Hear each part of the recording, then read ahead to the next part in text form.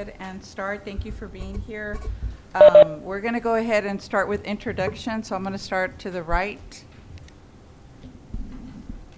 Good evening, everyone. Luis Larraga with BPUB Communications and Marketing.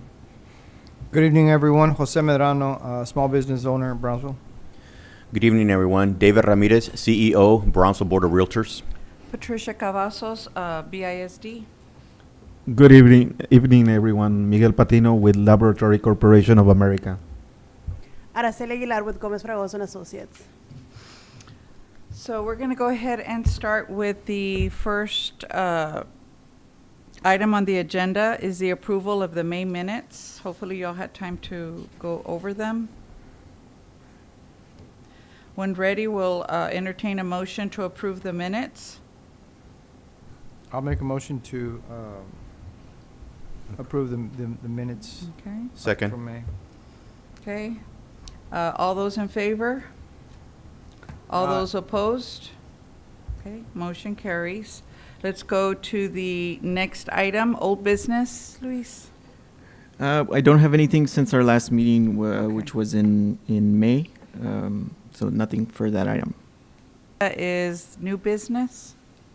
Sure. I just want to remind everyone that this is technically our last meeting. Next month will be the annual banquet, so be on the lookout for that invitation going Okay. out soon.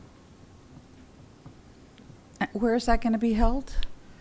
We're still finalizing the details on that. Oh, okay. More than likely, it'll be in the same place Okay, where it was like last year. last year. Okay. Next item on the agenda is the O&M budget review. Good evening. My name is Jorge Santillan. I'm the finance manager for PUB. I'll go over the fiscal year 26 6-month operations and maintenance, the O&M budget review, and then the FY27 budget calendar. PUB's fiscal year starts October 1st. The fiscal year ends September 30th. March 31st, that's the midpoint. And this time we do a comprehensive review of all the budget accounts. We review the spending levels based on the percentage of budget spent and previous year spending trends and adjust those budgets as needed. We also replenish those any accounts that through interfund transfers and also identify those budget amounts that are no longer needed in case there were some changes in plans. Any funds that are no longer needed are transferred to the contingency account and to reallocate if necessary later in the year. During the mid-year budget review, we processed $311,511 to the contingency for possible use in the following year. Now, let me just add that we have PUB has two budgets, the O&M and then the CIP. This concentrates only on the O&M. This is the O&M, the operations and maintenance. This is to cover the day-to-day operations of PUB. Now, any expense that we incurred falls under any of the classifications shown in column A under the account type. And then within the account types, we have what type of expenses fall in those classifications or account types. Those are shown on column B. Column C, we have the approved budget for 2026. Column D, that's the actual amount spent through March or 6 months into the year. Column E, that's the percentage of budget spent through March. Now, March is 50% of the fiscal year, so we want this percentage to be at or close to 50%. Now, column F, that serves as a benchmark or reference point. This is a 3-year average, the percentage of budget spent through March. And this is to give us an idea if we're kind of trending same as the 3-year average.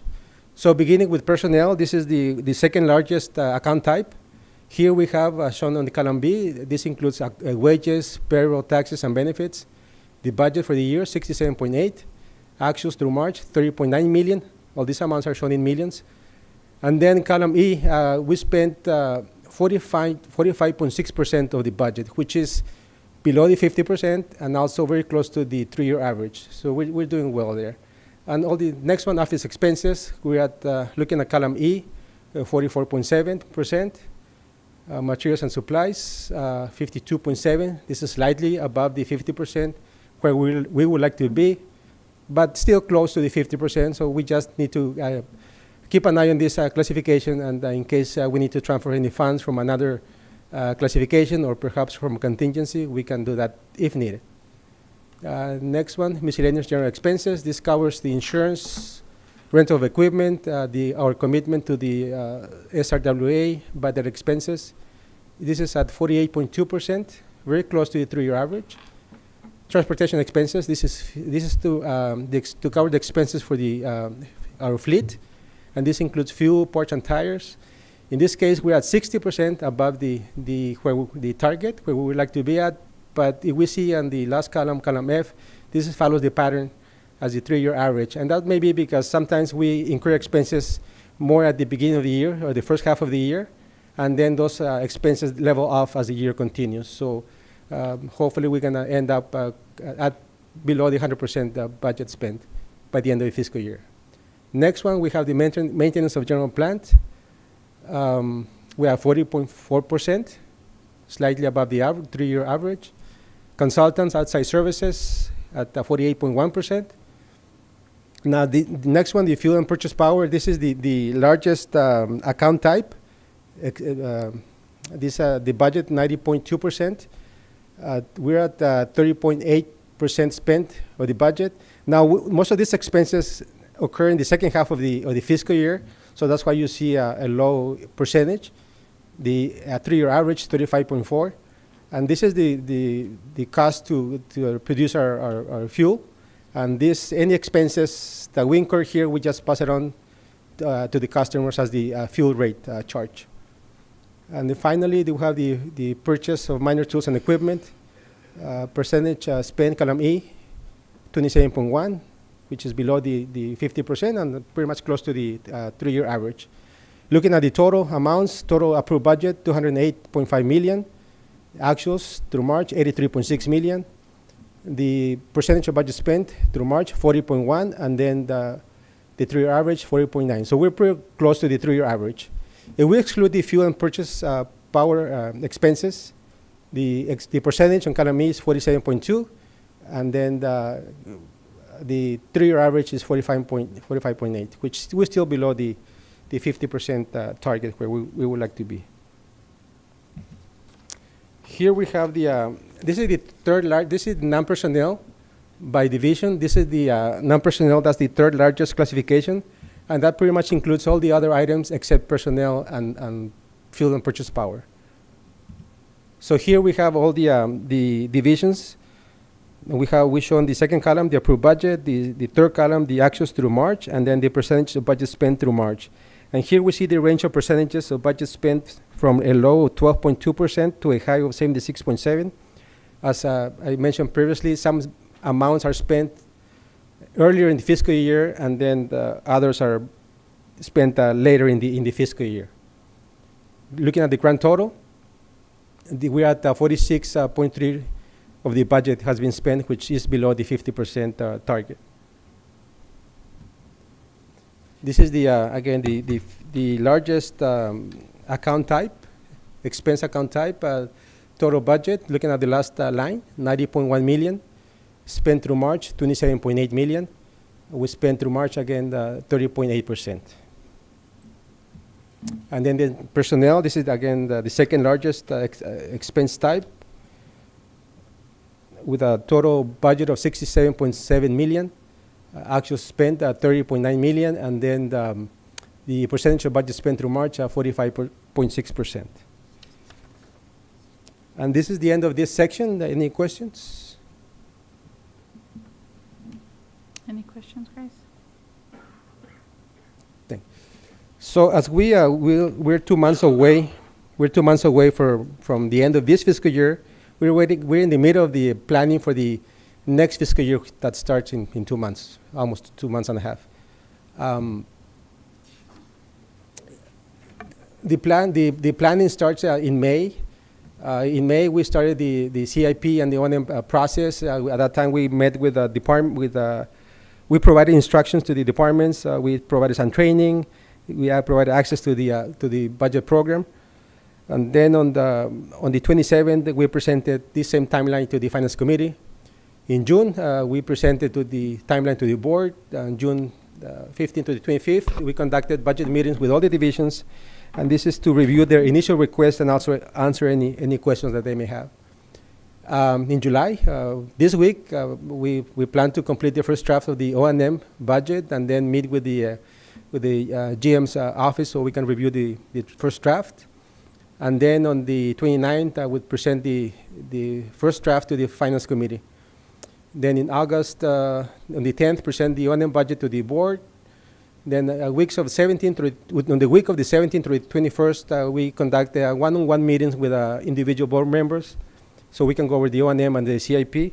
And then at that time, we provide also very detailed information. Then in September 14, that's where we present the final budget to the board for approval. And these last two slides, this is just a more detailed calendar. And this is just to show that it's not just a finance or one department or two departments. Pretty much everybody gets involved, all the departments. Human resources has a big part in it as well. IT provides a lot of support. So it's a team effort in getting the budget completed. And any questions? Any questions, guys? No. That'll be all. Thank you, sir. Thank you. Thank you. The next item on the agenda is the 2025 Consumer Confidence Report.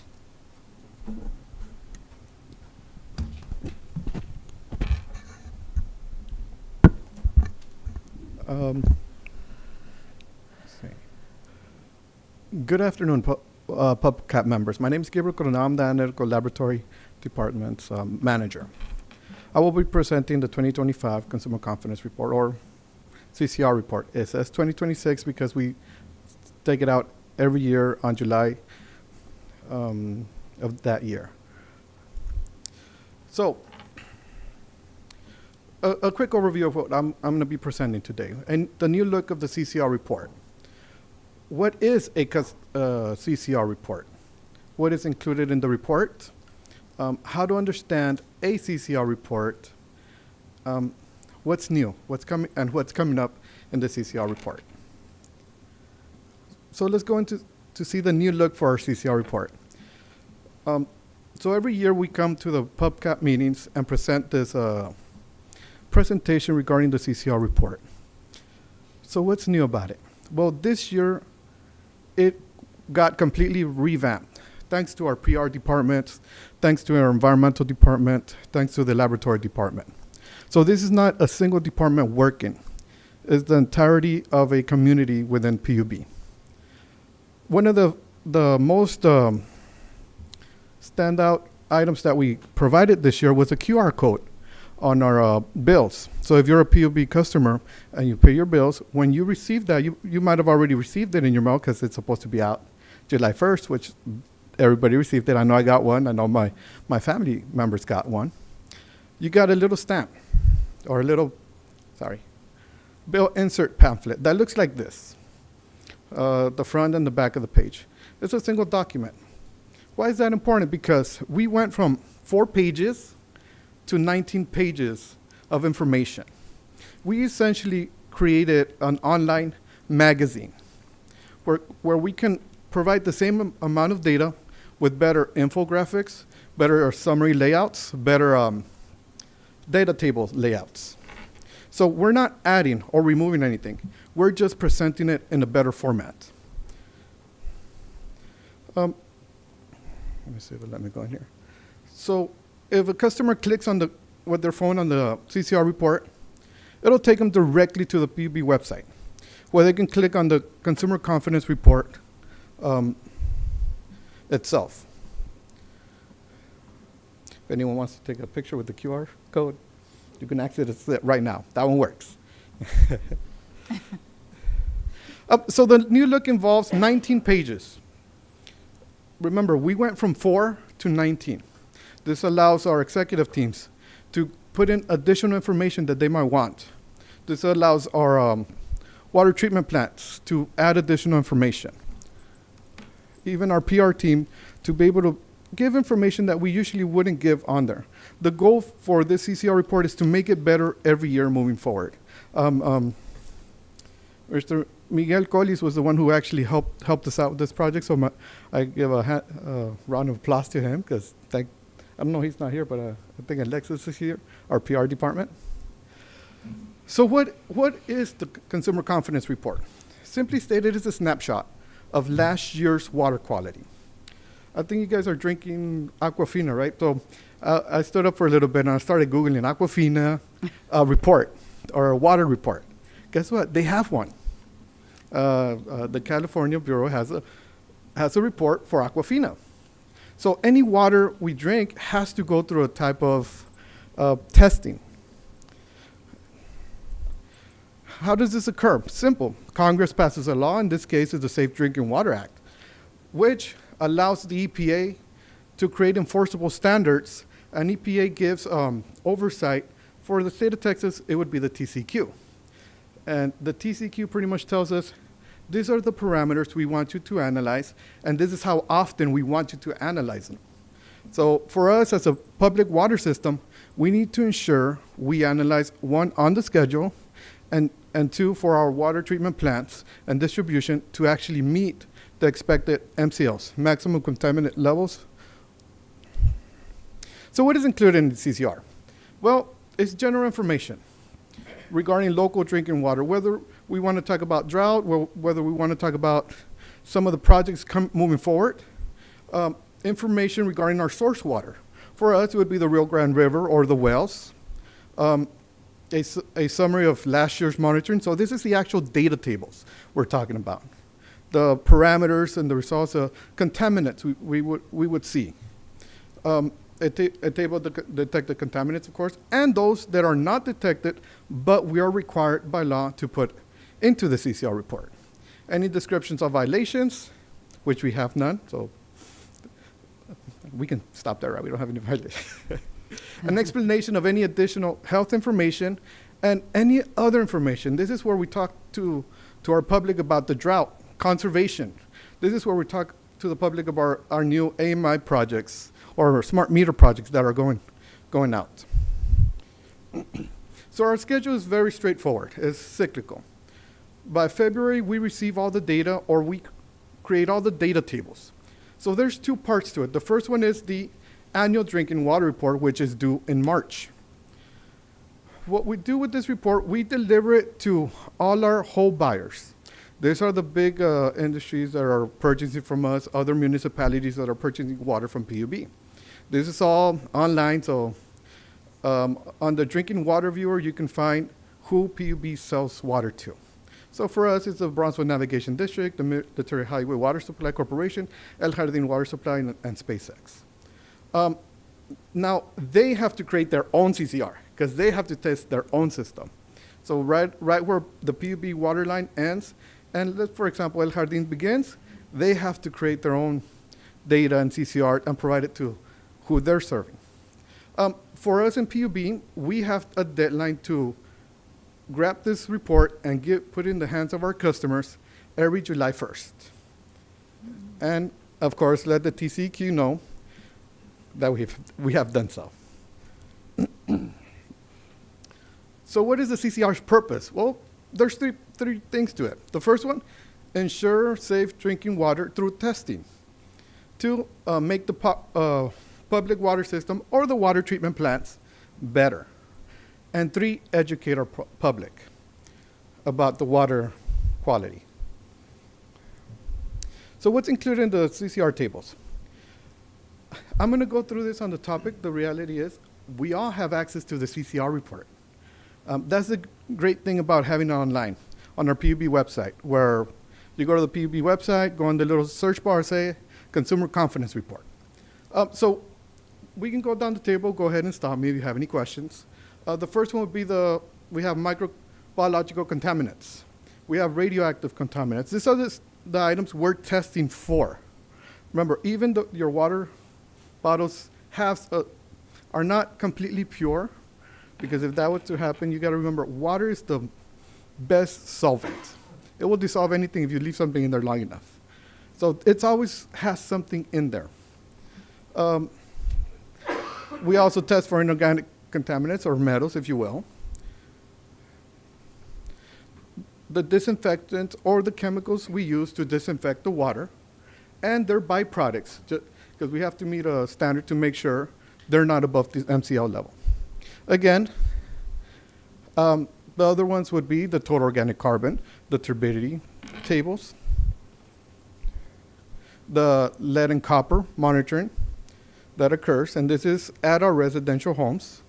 We're testing the water both in our distribution system and at our water treatment plants as they're exiting to the distribution system. One of the new parameters would be the unregulated contaminants. In this case would be the lithium and the PFAS parameters. So how do you read and understand a CCR? Well, the CCR is divided, or the tables are divided into columns. The first one is the list of contaminants. They're the parameters we detected in our water, or the parameters TCQ requires us to put in the CCR report. Of course, the date of collection. We are required by TCQ to collect these items either annually, quarterly, daily, or every 9 years, depends on the parameter itself.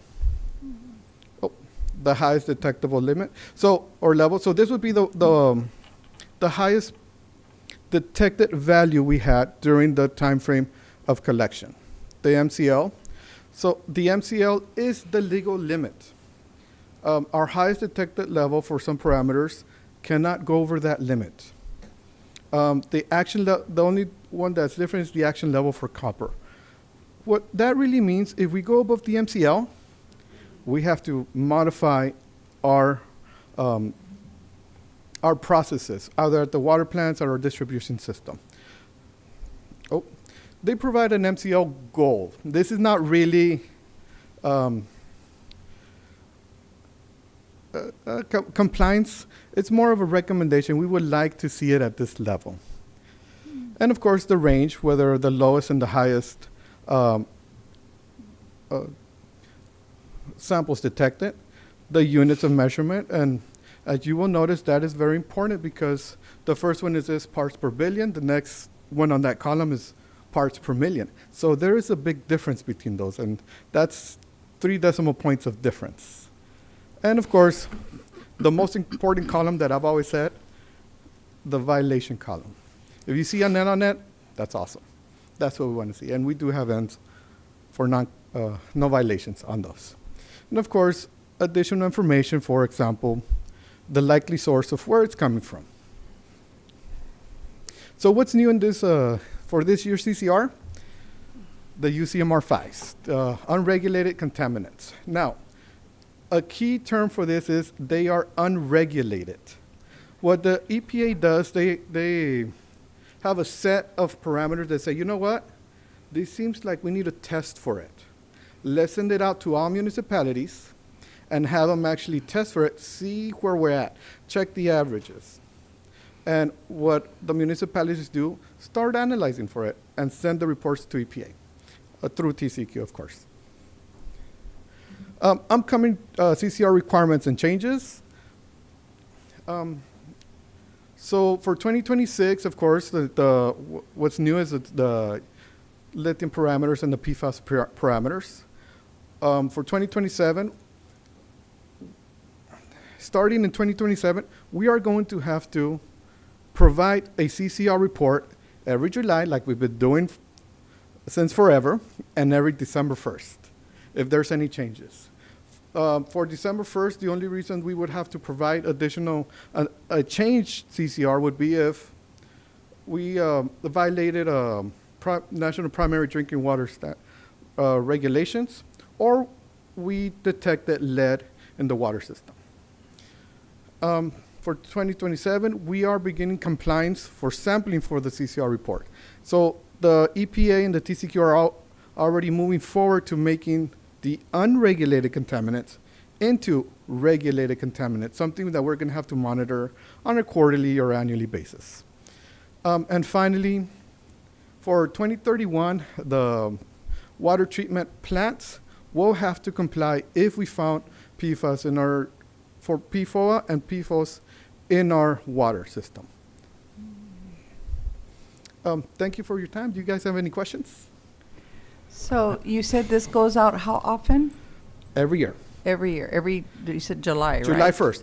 We're required by now, next year, every July 1st and every December 31st, Okay, on or before that date. okay. Yeah.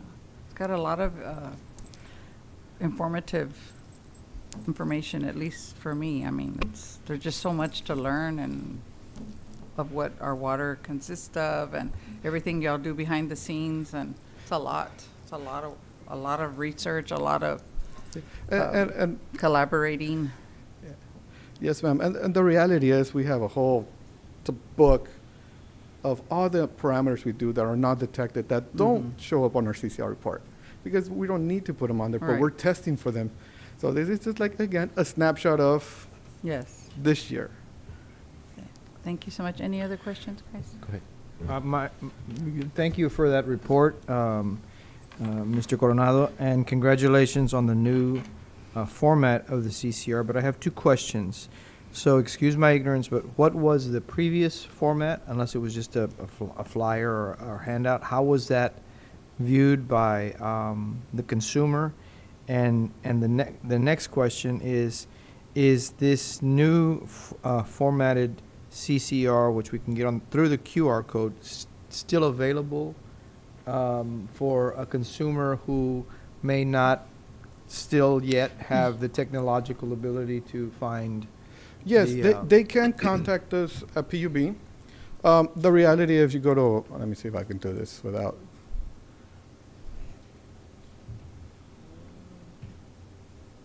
So if they go to the search bar,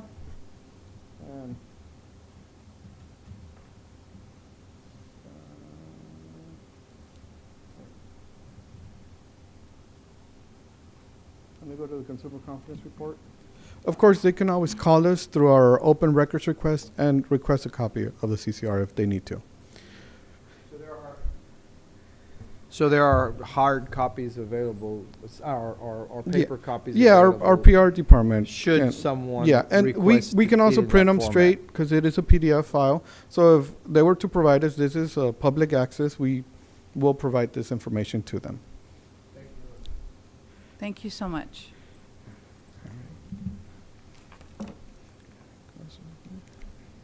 Okay, next item on the agenda is public comments. Is there any public comments today?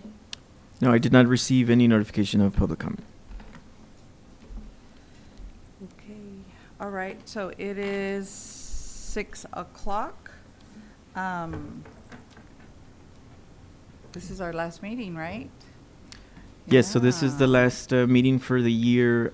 Like I mentioned earlier, next month, instead of a meeting, we'll have our annual banquet. Yeah.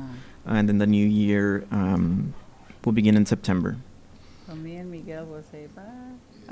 We've already served our four years, so that'll be awesome. But yeah, we can, and you'll keep us posted on the when and the where and everything. Correct. We'll send that out as soon as we have the final details. Thank you very Okay. much. Sounds very good. Okay, so our next meeting will be the banquet that we're gonna have for, I guess, the outgoing and incoming. Correct. right? So that'll be August 19th, and August then 19th. our next official meeting will be September 16th. Do you have a list of members who will be coming off? It's just me and Patricia and Miguel. Yeah, me and Miguel. We already did If I'm not four. mistaken, I think Araceli and myself are also completing our first term. It's 2 terms. Right. Yeah. Yeah, we have to do 2 terms. Have Well, you to? I don't didn't have sign no to. contract. No, you don't have to, but no, I'm just kidding. Yeah. Because I just applied for PUB a few minutes ago. But yeah, it is 2 terms, but yeah. Okay, I just want to thank staff very much for all your all's help and reporting this year. It's been very, very knowledgeable. Electrical, water, wastewater. You all did a phenomenal job this year with all the reports. This one, I mean, you guys knocked it out of the ballpark. Yeah. Opened my eyes this past year. So, staff, thank you very much. I mean, I really appreciate everything that you guys have done for us. I work for the Board of Realtors, and I'm always talking about you guys at the board because every time we have something going on, well, PUB's doing this, well, PUB's doing that. As a matter of fact, today I had a brokers forum. Yes, I had a brokers forum, and we were talking about resacas, and right away PUB, and I called Eddie. Eddie, I need information, and you all jumped on it right away. So again, I'm always giving you all high cues with the realtors. So staff, thank you all very much for everything that you guys do, and again, Yes. just thank you.